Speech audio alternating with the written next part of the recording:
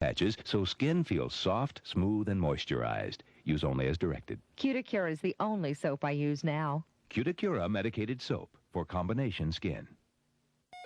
This is the Mutual Broadcasting System.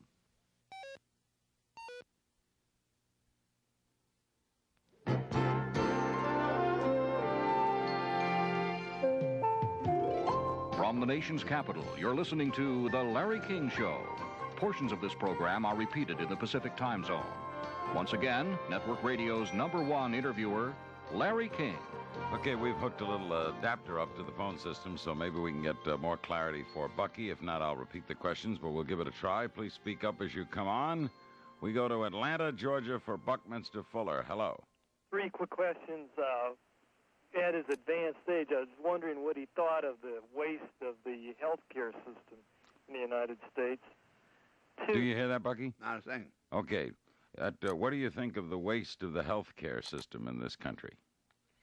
Well, I obviously think ill of any waste. Second question. Okay, second question is I was trying to build a safe urban car for myself, a one-passenger vehicle that would be very efficient. Does he have any ideas or suggestions, or has he seen a kit? Okay, he's going to try to build a car, a one-passenger car that's safe for urban use. And I had a design of an egg. And he had an egg-shaped design. I'm going to have difficulty with these kind of questions, sir. Well, I don't think we're going to get anywhere if you tell me about inventions. Philadelphia, hello. Yes, 3 very quick questions. Number 1, what kind of energy would technology help us replacing, the fossil fuels and the atomic energy? What would technology do to replace? What kind of energy would we have in the future? What, would you hear that? No. What kind of energy would we have in the future to replace fossil fuels?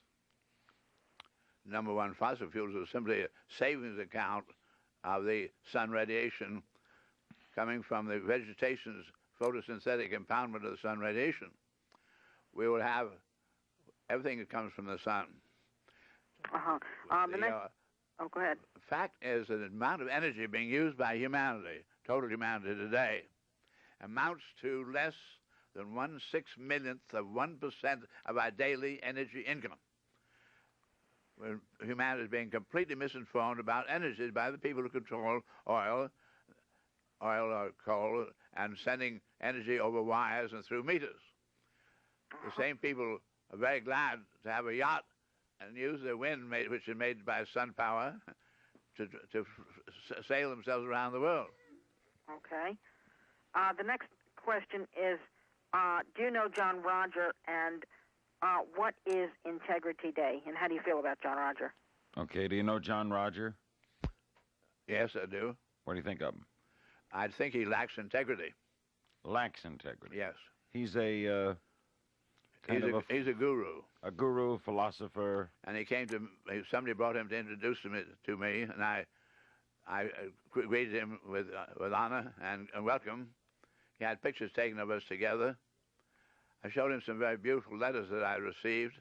He asked if he could publish those, and I said I'd be glad to. I suddenly found he was coming out, he was sending out bulletins all over the country that he's invented Integrity Day. He did not invent it, so this is a very extraordinary lack of integrity. What is Integrity Day? Integrity Day is something that I've been conducting in San Francisco and Los Angeles so far, and will be doing in New York, where I'm doing my best to help human beings to see what the individual can do personally in way of helping us to be able to exercise our option to make it on our planet. And all of it comes back to the real courage to really go along with the truth as you see it and really commit yourself to it. So any lack of use of the truth, I think, is very much a lack of integrity. That would be your definition? The integrity is the use of the truth as you see it? I say, to me, the best definition would be the courage to go along with the truth and all the truth as you see it personally. With Bucky Fuller, Dayton, Ohio. Hello. Yes, Mr. Fuller, a 3-part question. What do you see as the most appropriate and proper use of American power in the present moment? Shall we try to match the Soviets in military arms? Shall we try to counter the nuclear theater? Well, obviously he disagrees with building up nuclear arms. What do you see as the best use of American power at this moment? Use of what? Power, the American power, the resources, the energy, the power we have in this country. Shall we try to match the power we have in this country is no more than what we receive originally from the sun. When we use the word power, I have to assume you're talking about energy. I'm not talking about political power. I'm not talking about money power, Emma. I think I'm talking about... You mean energy, sir? But in the military theater, shall we try to match them in military power? All right, you keep repeating that, and he's answered it no 100 times. You don't agree with matching the Russians in military power? Oh, are you talking about military? Not at all. We go to New York City. Hello. Yes, good morning. I wanted to ask Mr. Fuller to what degree that he focuses on his own dreams while he sleeps, and also does he believe that the conscious understanding of our dreams can accelerate our evolutionary progress? To what extent do you use dreams? Do you analyze your own dreams? I'm not much of a dream analyzer, no. Not? Do you think dreams are important? They may be, certainly are vivid, and I'm sure that various information could be deduced from studying, but I don't pay much attention to that. Okay, Chicago, Illinois, with Bucky Fuller. Hello. Oh, I've got a couple questions. First, I have a suggestion about translating. Bucky usually has an aide or two with him. Maybe you could ask the aide to translate a little more of the technical questions. We do not have anyone here but Bucky. Oh, okay. And I have trouble translating technical questions. Well, this is what you know what the geodesic dome is, right? No, I don't. Oh, yeah, I've seen pictures, yeah.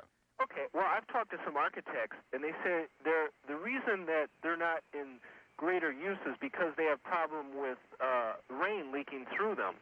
All right. He said he's talked. Hold on. Let me do this slowly, sir. Okay. He said he's talked to architects about the geodesic dome, and the architects say the problem is rain leaks through. Well, boats can also leak. It's an absolutely stupid statement. Geodesic dome has to do with the strength of triangles. Geodesic domes are omni-triangles, and there's no more reason for their leaking than there are now over 300,000 around the world. Going over our exact South Pole. They're all over the place, and they're not leaking. I think that's a very stupid statement. Second question. Well, what is his opinion of complete laissez-faire capitalism using a gold standard? Your opinion of complete laissez-faire capitalism using a gold standard? I don't like opinions, number one. The gold standard is something that was demanded by people who were in a world of great ignorance. Is one thing they could really trust in trading. I think gold is very important as a reflector. It's the highest conductivity of any metal and so forth. So gold is getting gradually used electronically, which is very important. But as far as an international trade standard, it doesn't interest me very much. What about capitalism? What about complete laissez-faire capitalism? Do you like regulation? I'll hang up now. Thank you, Larry. Thank you. Do you like regulation? You don't like anything about the current system, do you? Well, you think it's just evolutionary, right? This system you think is evolutionary. Yeah, I think everything's going on. We have to have go on. But it's we're born naked, helpless, ignorant, hungry, thirsty, forced to take initiative to learn by trial and error. So we're making some very big mistakes right now, so let's hope we learn some very big lessons and carry on a little better.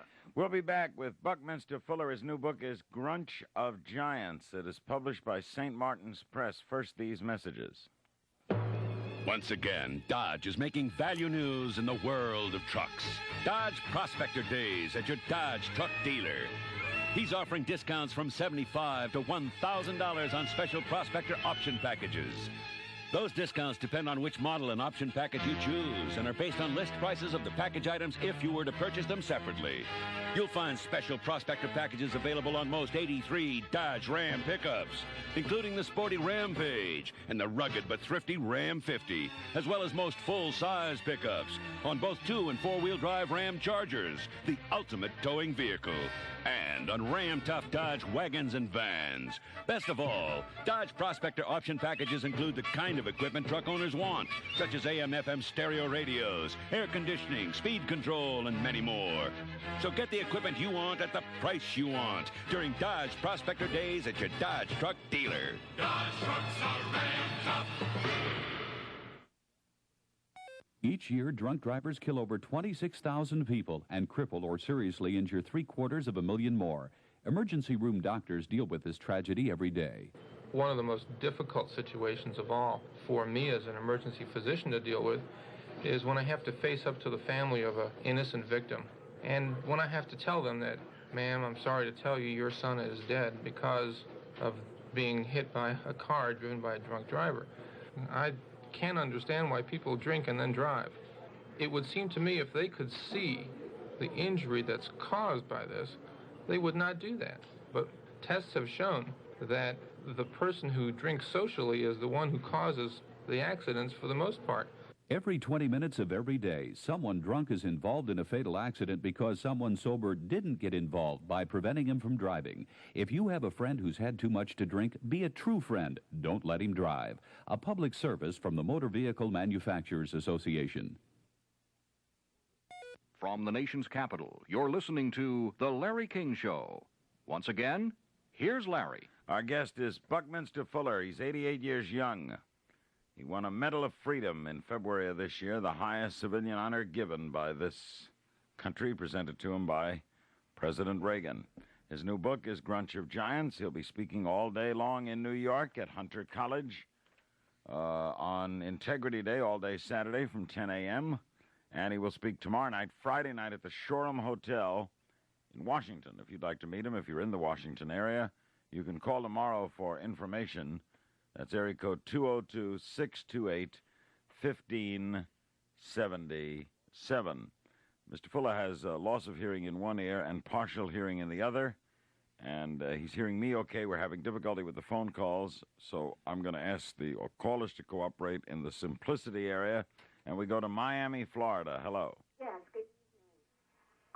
I have a comment and a three-part question that I'd like to ask of Mr. Fuller and then hang up and listen. All right, go ahead. I'll try to get it right. Thank you, Larry. I'm enjoying the show. The comment is that I'm looking forward, Bucky, to being 88 with awe and wonder and perhaps possessing a small part of the wisdom you own. She would like to be 88 someday and have a small part of your wisdom. Thank you. All right, what's the question? The three-part question, please let me answer it, is what does he think about educational system? What direction should it go? The second part is speak on the evolution of our languages, particularly hundreds of years into the future.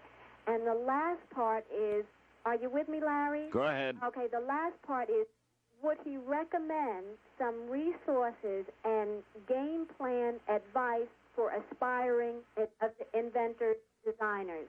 Thank you. Okay, let's try them. What do you think of the educational system in this country? I think the people who conduct it do it with great earnestness and to be admired for it. But unfortunately, I find very much of the information that they disseminate to be faulty.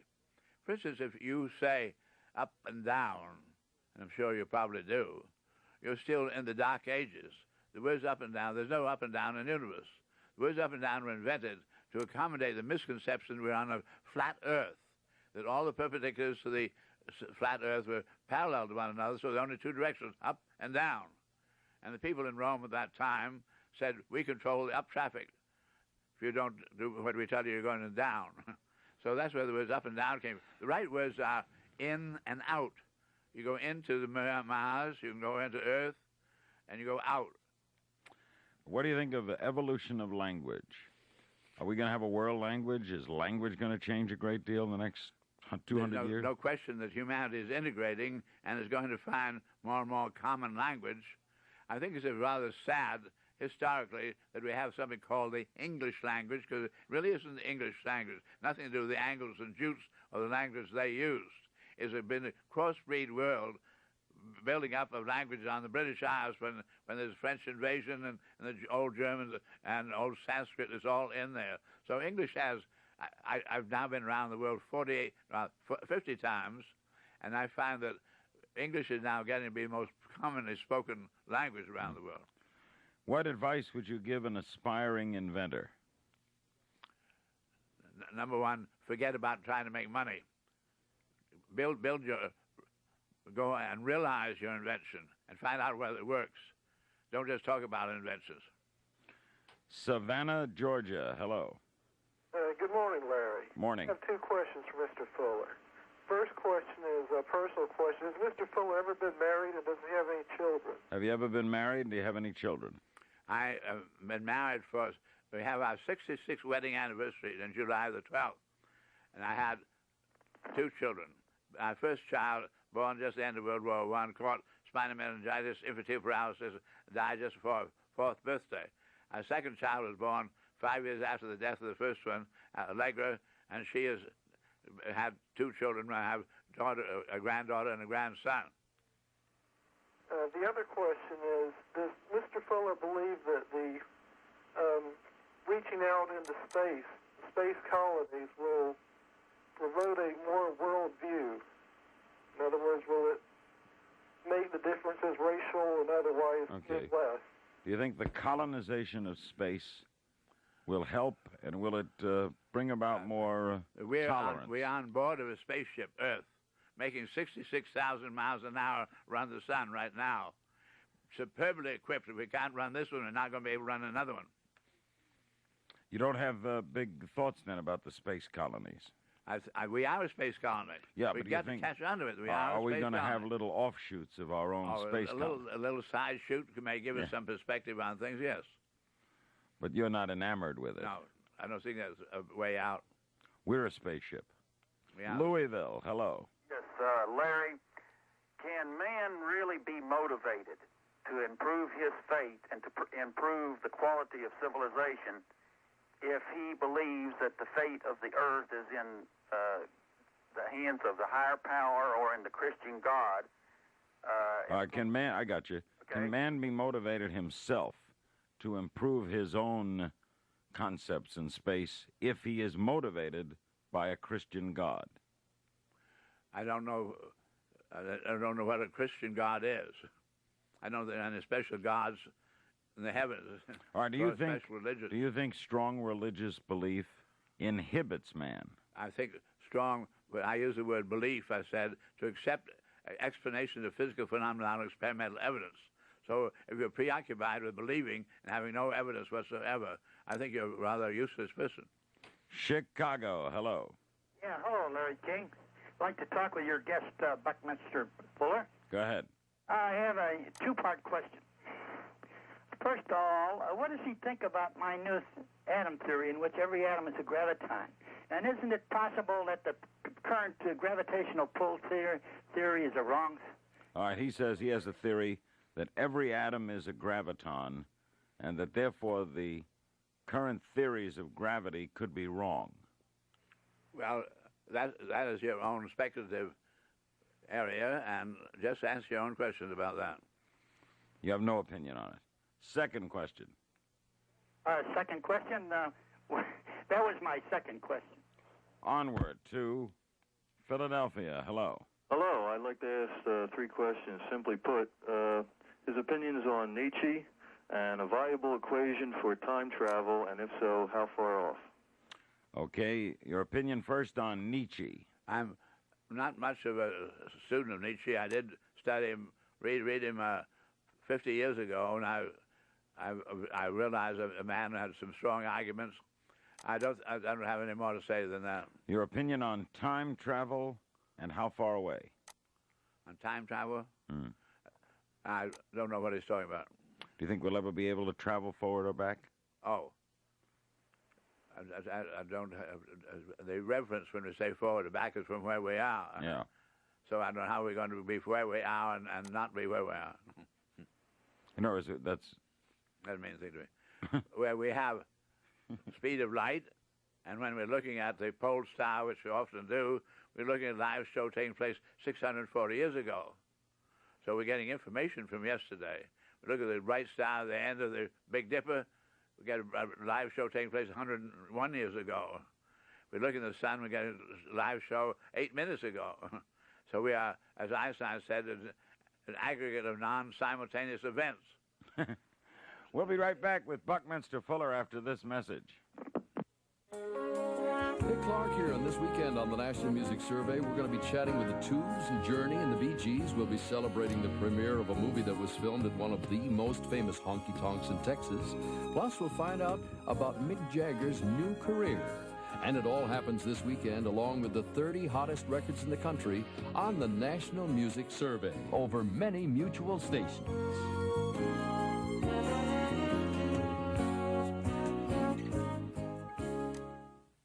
Lost and lonely. These words written about child abuse tell how it feels to grow up as an abused child. Help us get to the heart of the problem. Write Prevent Child Abuse, Box 2866, Chicago, Illinois, 60690. Join the abused child's fight and put an end to their sleepless nights. A message of the Ad Council and the National Committee for Prevention of Child Abuse. From the nation's capital, you're listening to The Larry King Show. Once again, here's Larry. Our guest is one of the reigning geniuses, Buckminster Fuller, Hodgenville, Kentucky. Hello. Hello, yes. Bucky, I have a question about South Africa. Go ahead. Do you feel that representative government, or democracy as we know it, is dangerous, considering that apartheid has kept the majority deliberately ignorant and illiterate, and what form of government would you propose to bring about an effective representative government as we know it in America? What would you do about South Africa? Number one, South Africa, I think, first, I've been there. I've been a guest of the students of the big universities. And when I arrived there, I asked those students what they thought about apartheid, and they said all the students and all the staff at all the universities are completely against apartheid. I said, we don't hear about that in America. It turns out that the reason that apartheid came about to start off with was because the time of the Boer War, which the Flemish people, the Dutch lost. They heard that the British were going to institute a democratic government, voting, and at the first Congress, when they were going to have to pass on that, they found the English were including all the blacks and the indentured Indian servants and so forth, and so the Dutch were able to then, in the first vote, to say they were against it, and a small group of politicians have been holding it ever since. But the big thing behind it all is enormous wealth is there, that gold and diamonds and so forth. And so all the political decisions being there in terms of those who want to participate in that wealth. So we don't get very honest information about why the things go on in Africa.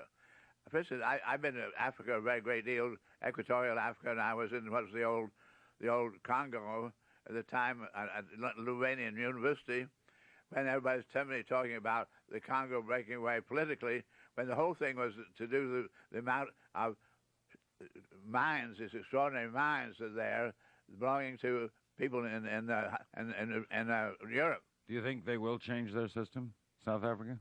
I think that it's bound to change. Of course it is. Columbia, Maryland, for Bucky Fuller. Hello. Hello. Could you tell me what Russians are in Afghanistan? The Soviet Union in Afghanistan. Does that worry you? Does that worry you? Not at all. Why? Why should it worry me? Well, they invaded Afghanistan. I don't know that they did. I have said in Critical Path that Sir Halford Mackinder, the great British geopolitician, said whoever controlled Afghanistan would control the world because it controlled the possibility of an overland railroad. We've been through that earlier this evening. But that's why the Soviet Union went in there? That's why they're in there. New York City, hello. Hello, Larry? Yeah. Hi. I wanted to ask Bucky, why are there no basic or introductory books or commentaries on Bucky's more difficult works, like Critical Path or Synergetics? And I have a second question. Okay, let me ask the first. Why are there no basic introductory books on your more complicated works? Because the subjects are complicated, number one. Let's take Critical Path. I have really many thousands who tell me they can read critical path very well. So the fact that it is very complex in dealing with the whole history of humanity, and where we are is something that you would not tackle if you don't want to understand the great complex situation. It's so impossible you have to really study it. Second question. So what that means is that I have to read the actual books themselves. They're clear enough, and I just have to study them more carefully? No, you have to study the books more carefully. You bet. Right, yeah, you bet. Thank you. My second question is, what does he feel about the integrity of Werner Erhard? I have You heard that. no question of the integrity of Werner Erhard. I think that he is a man who's, I never took his S training, but my grandson did. And Werner is more or less a student of mine. He asked me if I'd be willing to go on the platform with him. I said I would. And when we're on the platform, I'm teaching him. I find him a man of real earnestness to try to understand. He has developed a great influence with a whole lot of people, but I do not question the integrity of his handling of that situation. What do you enjoy as a hobby? What's your favorite hobby? I don't have any hobbies. I'm too busy with life. No hobbies. We're gonna pause for news on the hour, a word from your local stations, and we have a full hour to go with Buckminster Fuller. He won the medal. It was accorded and presented the Medal of Freedom this February by President Reagan. He is one of America's, if not America's most foremost thinkers.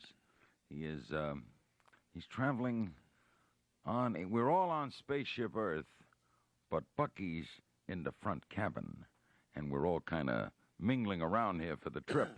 His book is Grunch of Giants. It is published by St. Martin's Press. He's not on tour for the book, and we're honored that he is with us tonight.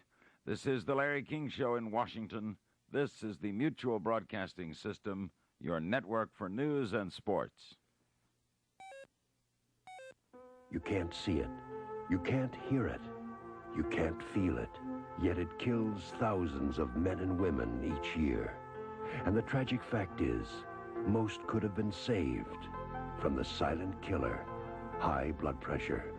High blood pressure strikes in many ways, including stroke, heart attack, and kidney failure. And it strikes men and women of all ages. The worst thing about high blood pressure is thinking you never felt better, thinking you're in the best of health. But you can stop the silent killer. You can fight back with a simple blood pressure checkup. And if you have high blood pressure, stay on your medication. Don't think just because you feel good, the killer won't strike. Check your blood pressure. Stay on your medication. High blood pressure, what you don't know about it, can kill you. A public service of Citizens for the Treatment of High Blood Pressure, National Hypertension Association, the Ad Council, and this station.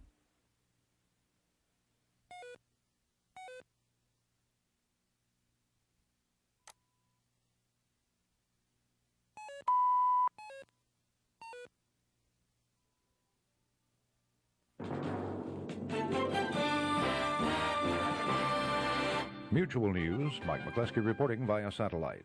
The pilot of a burning Air Canada DC-9 brought the plane in safely at the Greater Cincinnati Airport in Ohio 20 minutes after the fire started, but 23 people aboard died in the blaze that continued.